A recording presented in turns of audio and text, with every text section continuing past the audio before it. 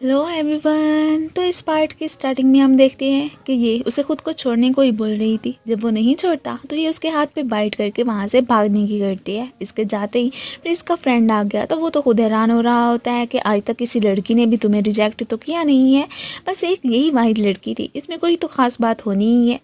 Next scene में हमें फिर इसे उनके घर में ही दिखाया जाता है, जो कि यहाँ पे इसे देख के एकदम सरप्राइज रह गया था। यही सोचने लगता है कि ओ अच्छा, तो तुम्हारी बॉस से इसी वजह से बन रही थी कि तुम यहाँ पे काम करती हो। वेल उससे फ्लर्ट भी करने लगता है कि क्या तुम मेरे साथ शादी करोगी, प्लीज़ मना मत करना। ये सारी बातें जो कि जियांग सुन रहा था वो तो बहुत ही ज़्यादा जेलस फील करता है। वेल साथ ही साथ इसे घूर के भी देखने लगा था और इसे वहाँ से जाने को भी बोलने लगता है। उसके जाते ही ये तो यून से खुद के साथ एक एग्रीमेंट साइन करने को ही बोलने लगा था कि देखो ऑलरेडी ही मैंने तुम्हारे अकाउंट में पैसे ट्रांसफ़र कर दिए। ये देख के वो तो एकदम सरप्राइज रह जाती है। वेल ये तो बस उससे यही कह रहा था तुम बस मेरे साथ वन नाइट स्पेंड कर दो, देखो मना मत करना। पर वो कहाँ इसकी बात मानने वाली थी। अब ये उससे फिर एक डील करता है कि अगर तुम लियू नाना को मेरे बेड पे लेके आई ना तो फिर मैं तुम्हारी जान छोड़ दूंगा और तुमसे ये पैसे भी वापस नहीं लूँगा। अगर तुमने ऐसा ना किया ना तो उसके बाद तो फिर तुम्हें हर हाल में मेरे साथ वन नाइट स्पेंड करनी ही होगी। अब इतने सारे पैसों की बात हो रही थी तो ये कैसे मना करती, इसलिए उससे फिर ये वाली डील कर ही लेती है कि ठीक है, मैं तुमसे प्रॉमिस करती हूँ कि लियू नाना बहुत जल्दी तुम्हारे बेड पे ही होगी। फिर बाद में इसे फिर असिस्टेंट की कॉल आती है, ये उससे मिलने के लिए जाता है। वो तो इसे जेड पेंडेंट की बात कर रहा था कि उस लड़की का पता चल गया कि जिसने जाके वो तो ब्लैक मार्केट में ही फिर सेल कर दिया था। नेक्स्ट सीन में हमें दिखाया जाता है कि ये दोनों ही उस लड़की से मिलने के लिए आ गए थे और ये जेड पेंडेंट दिखा के यही पूछने लगते हैं कि क्या ये तुम्हारा ही था। वो तो ये देख के एकदम सरप्राइज रह जाती है कि ओ नो, ये तो मुझे कहीं और से ही मिला था और मैंने तो इसे बहुत महंगे दामों ही बेचा था। अगर इन्होंने पुलिस को बता दिया तो मेरी शामत आ जानी है। इसलिए उन्हें यही कहती है कि नहीं ये मेरा नहीं है, मुझे भी कहीं से मिला था और उसके बाद ही फिर मैंने सेल किया। ये सुन के अब ये तो फिर लटके हुए फेस के साथ वहाँ से चला जाता है कि इसका मतलब जिस लड़की की हमें तलाश है वो ये तो बिल्कुल नहीं है। यहाँ से जाते हुए अचानक ही फेफे तो इसे डैडी डैडी कह के ही बुलाने लगता है। आसपास के लोग तो यही सोच रहे थे कि ये इसका बेटा है और देखो ये तो उसे उठा भी नहीं रहा और इसकी शक्ल इससे कितनी मिलती जुलती है। यहाँ पे ये तो उसे डैडी डैडी ही बुलाई जा रहा था। वो तो खुद थोड़ा सा परेशान हो जाता है। अब इन सब की बातें सुन के यहाँ पे असिस्टेंट को भी यही लगने लगा था कि वाकई में इसकी शक्ल इससे बहुत मैच करती है। आखिर ऐसा कोइंसिडेंट कैसे हो सकता है। अब यहाँ पे ये फिर फाइनली उसे उठा ही लेता है और उससे पूछने लगा था कि तुम्हारे मम्मी पापा कहाँ पे हैं। अब ये सारा सीन देख के ना असिस्टेंट बेचारा फिर से एकदम शॉक में चला जाता है कि आज तक अपने रिश्तेदारों के यहाँ तो किसी बच्चे से भी इसने प्यार से बात की ही नहीं। इसमें क्या खास बात है जो कि ही उससे इतने प्यार से बात कर रहा है। तभी फिर हमें युन को भी दिखाया जाता है जो कि फेफे को इसके साथ देख के एकदम बेचारी परेशानी हो जाती है कि ओ नो, ये डेवल बॉस के पास क्या कर रहा है।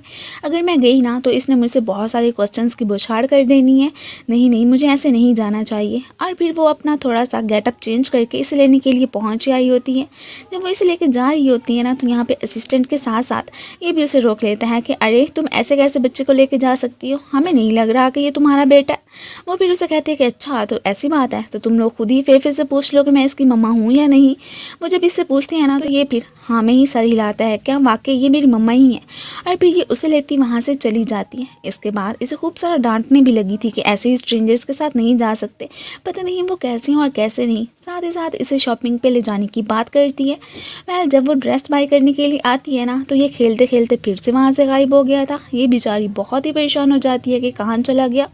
वेल वो किसी और के पास नहीं बल्कि इसी से ही टकराता है। वेल साथ ही साथ इसे पकड़ के कहने लगा था कि मेरी मम्मा गुम हो गई हैं, क्या आप मुझे अपने साथ लेके जाएंगे। तो यहाँ पे वो उसे उठा लेता है। अब क्या ही करता, जाहिर सी बात है इसकी मम्मा नहीं मिल रही थी तो वो इसे अकेले तो नहीं छोड़ सकता था ना। अब आखिर को फेफे था भी बहुत क्यूट ना। तभी असिस्टेंट को ऑफिस से कॉल आती है सो इन्हें मजबूरी में ऑफिस जाना ही था। वो फिर इसे भी अपने साथ लेके आता है। अब यहाँ पे सभी लोग यही बातें बनाने लगते हैं कि ओनो इसकी शादी तो हुई नहीं थी तो फिर ये बच्चा कहाँ से आ गया। वेल ये फिर उन्हें चुप कराता है और असिस्टेंट को इसे वहाँ से लेके जाने को ही बोलने लगा था।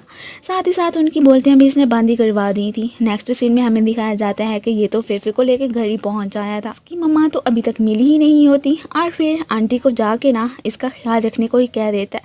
इसने तो यहाँ पे आंटी को घुमा घुमा के उनका सर ही चकरा दिया था और इसके साथ भी बहुत ही अच्छे से खेलता है। अब इसके सर में जब दर्द होने लगता है ना तो ये आंटी से कहता है कि अभी तक जुन आई क्यों नहीं है, काफ़ी ज़्यादा देर हो गई है, उसे तो आ जाना चाहिए था ना। और फिर नेक्स्ट सीन में हमें दिखाया जाता है कि ये तो जब घर आती है ना तो वहाँ पे फेफे को देख के एकदम सरप्राइज रह जाती है कि वो मैं कब से ढूंढ रही थी और ये यहाँ पे था।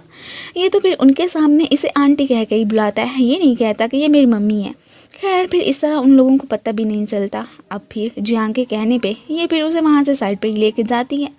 अब इसे एक शरारत सोचती है कि इसने ना इसकी शर्ट के ऊपर ना एक जूस गिरा दिया था। अब ये उसे डांटता तो नहीं है, अब जब अपने कपड़े तलाश करने के लिए जाता है ना तो इसे कुछ भी नहीं मिलता। आखिर को हमारी शरारती से फेफे ने सब कुछ छुपा जो दिया था। ये परेशान हो के अब किचन में फिर यून की हेल्प मांगने जाता है कि मेरी ड्रेस ढूंढो। अब फिर यहीं पे ये तो एक बनाना का छिलका ही फेंक देता है जिससे फिसल के वो गिरने ही लगती है कि तभी फिर हमारा हीरो उसे पकड़ लेता है। ये तो फिर फौरन से हार्ट बीट तेज होते ही ना साइड पे हो गई थी। ये अभी यहाँ पे खड़ा ही था कि अचानक ही से ग्रैंडमा की कॉल आती है कि मैं घर पे आ रही हूँ।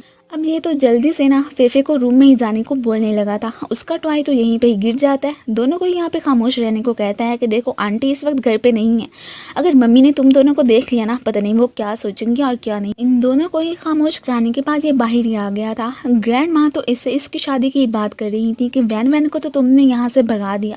वेल साथ ही साथ ये भी बता दो कि कब किससे शादी करोगे। और हाँ, हमारी फैमिली में कोई रूल्स वगैरह नहीं है, तुम जिससे भी कहोगे ना हम तुम्हारी शादी करवा देंगे, इवन के वो मेड ही क्यों ना हो। कितनी अच्छी ग्रैंडमा है ना। वह अब इसके मुंह से आवाज़ निकलते ही ना फेफे फ़ौरन से आगे से हाथ रख देता है। मम्मी हैरान कि ये कहाँ से आवाज़ें आ रही हैं। अब जी फिर उन्हें कहता है कि अरे कुछ नहीं, यहाँ पे शायद कैटी फिर रही होगी। अब यहाँ से जाते हुए अचानक ही उनकी नज़र तो टॉय पे पड़ जाती है। वो हैरान कि अब इसकी भी एक्सप्लेनेशन दोगे क्या। वो उन्हें बताता है कि ओ मम्मी मैं खुद ही लेके आया था। ये भी कहती हैं कि वहाँ अभी तक इसकी बचकाना हरकतें नहीं गई एंड देन इसे गुड बाय कहती हुई वहाँ से चली जाती हैं। नेक्स्ट सीन में फिर हमें असिस्टेंट को ही दिखाया जाता है जो कि इससे बता रहा था कि अभी तक फेफे की कोई भी रिपोर्ट दर्ज नहीं करवाई गई है और ना ही पता चला है कि उसके मम्मी डैडी कौन है। इसका मतलब वो बच्चा या तो फिर कोई ऑर्फन है या फिर कोई और। वैसे भी इसकी मम्मी थी तो सही, वो अभी तक पता करने के लिए क्यों नहीं आई। ये भी एकदम हैरान तो था। वेल ये भी कहने लगता है कि उसकी शक्ल आपसे मैच करती है, क्यों ना हम उसका DNA टेस्ट करवा दें, हो सकता है कि वो आपका ही बेबी हो।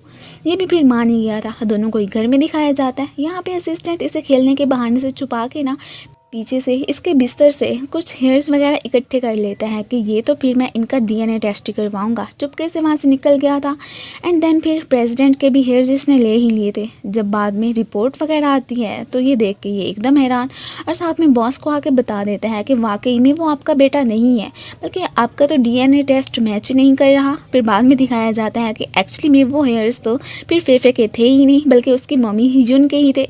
इसका मतलब कि इन्होंने गलत DNA टेस्ट करवाया था। अब नेक्स्ट सीन में हमें दिखाया जाता है कि ये तो क्यूट सा फेस बना के बैठा हुआ था, लेकिन यहाँ पे जून इसे काफ़ी ज़्यादा डांट रही होती है कि तुम आ तो गए हो, पर अब मैं तुम्हें यहाँ से कैसे लेके जा सकती हूँ। किसी को पता ही नहीं है कि मैं तुम्हारी मम्मी हूँ, बल्कि सब यही जानते हैं ना कि तुम मुझे आंटी ही कहते हो। पहले से तो बहुत सारी डांट तो पड़ जाती है, लेकिन जैसे ही पीछे मुड़ के देखते हैं ना तो यहाँ पे तो फिर हमारे बॉस साहब ही खड़े थे। ये हमें पता चल जाता है कि उसने कोई बात नहीं सुनी है। ये फिसल के गिरने ही लगती है कि वो इसे पकड़ लेता है। खैर साथ ही साथ उसने तो इसे भी गिरा ही दिया था। अब यहाँ से उठते हुए जैसे ही इसका हैंड एक स्विच से टच करता है ना तो इसी के साथ ही लाइटनिंग होती है, जिसके बाद हमें इन दोनों को हॉस्पिटल में दिखाया जाता है। फिर तो यहाँ पे इसे मम्मी मम्मी कह के ही बुला रहा था। इन दोनों की तो बॉडीज एक्सचेंज हो गई होती हैं। अब जियांग समझ रहा था कि ये मुझे मम्मी क्यों कह रहा है। अब जब वो खुद को फिर जुन की बॉडी में देखता है ना तो एकदम सरप्राइज रह जाता है। इधर इस बेचारी की हालत ख़राब की दोनों में जियांग की बॉडी में कैसे आ गई। अब इन दोनों को कोई ना कोई तो सोल्यूशन ढूंढना ही था ना, तब तक तो इन्हें ऐसे ही जीना था। अब तो साथ ही साथ ये तो उसकी बॉडी में ही इस पर काफ़ी ज़्यादा रोब झाड़ता है। फिर हमें यहीं पे फेफे को दिखाया जाता है जो कि इसे ही मम्मी बुला रहा था और ये भी कह रहा होता है कि मुझे आप नहीं सुनाना है, वो भी स्टोरी सुना के। अब ये तो उसकी बॉडी में ही था ना, इसलिए जब उसे छोड़ने के लिए जाता है ना तो उसे सुलाने के साथ साथ ये भी पूछने लगता है कि आखिर तुम मुझे मम्मी क्यों बुला रहे हो, आखिर को मैं तुम्हारी आंटी हूँ ना। तो वो कहता है कि अरे मम्मी आपको क्या हो गया, हमने तो बस यही डील की थी ना कि सबके सामने आपको आंटी बुलाना, और वैसे तो आप मेरी मम्मी हो ना। ये सुन के ये तो यहाँ पे एकदम सरप्राइज रह जाता है कि इसका मतलब वाकई में ये तो फिर जुन का ही बेटा है और उसने मुझसे ये बात क्यों छुपाई। अब बातों ही बातों में ये तो उससे अपने डैड का भी पूछने लगा था कि मम्मी क्या आपको वो मिले या नहीं, और साथ ही साथ जेड पेंडेंट की भी बात कर देता है। ये सुन के अब इसे सारी बात समझ आ जाती है कि ओह तो तभी इसकी शक्ल मुझसे मैच करती है और इसका मतलब यही मेरा बेटा है। और साथ ही साथ इसने फिर से इसका डीएनए टेस्ट करवाने का डिसाइड कर ही लिया था। नेक्स्ट जब ये फिर अपने असिस्टेंट की गाड़ी में आके बैठता है ना, तो वो हैरान कि अरे जुन तुम यहाँ पे कैसे, अगर बॉस ने देख लिया ना तो फिर हम दोनों की ही शामत आएगी। तो यहाँ पे ये फिर उसे सारी बात का बता देता है कि उस इंसिडेंट के बाद से हमारी तो बॉडी स्विच्ड हो चुकी है, इसलिए गलत मत समझना। वो तो मानने को तैयार ही नहीं था।